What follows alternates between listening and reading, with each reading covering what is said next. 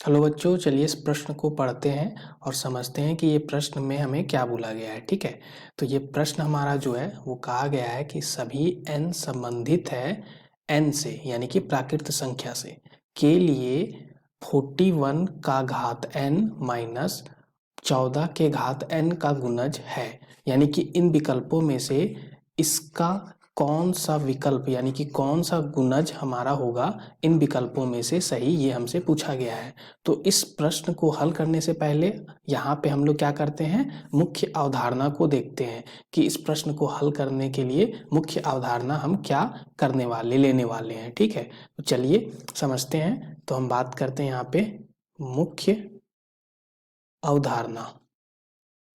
ठीक है, मुख्य अवधारणा की।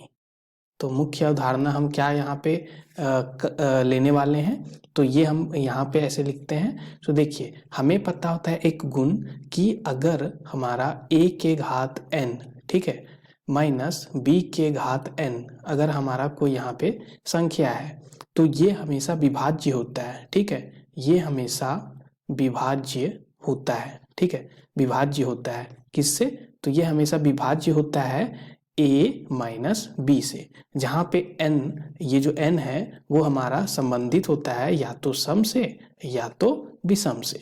ठीक है, तो या सम हो या विषम हो, दोनों में से किसी से भी हमारा ये संबंध रखता हो n, तब भी हमारा क्या होता है, हर परिस्थिति में a के घात n माइनस b के घात n जो होता है वो विभाज्य होता है a माइनस बी से। ये हमें गुण पता होता है। ठीक है, तो इस गुण के आधार पे हम इस प्रश्न को हल करेंगे और पता करेंगे कि 41 के घात n माइनस 14 के घात n का गुणज इन विकल्पों में से कौन सा होगा। ठीक है, तो यहाँ से हम देखते हैं, चलिए इस प्रश्न को हल करने के लिए, तो हमें पता है कि a के घात n माइनस b के घात n जो है वो हमेशा विभाज्य होता है a माइनस b से। तो इसी तरह से a के जगह पे यहाँ पे हमारा 41 है। ठीक है, सो इसके घात n माइनस 14 के घात n।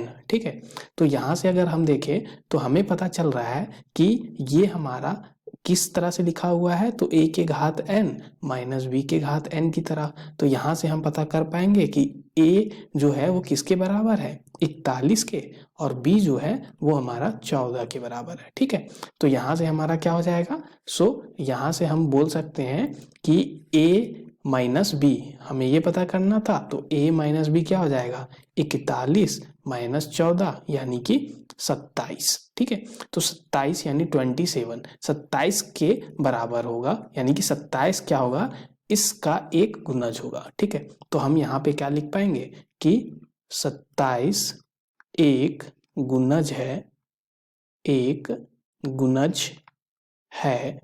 ठीक है, किसका, तो यहाँ पे मैं लिख देता हूँ, सो यहाँ पे मैं लिखता हूँ 41 के घात n माइनस 14 के घात n का 27 एक गुणज है। यही हमारा क्या होगा, हल होगा इस प्रश्न का। ठीक है, तो कौन सा हमारा विकल्प सही हो जाएगा, तो बी विकल्प सही हो जाएगा।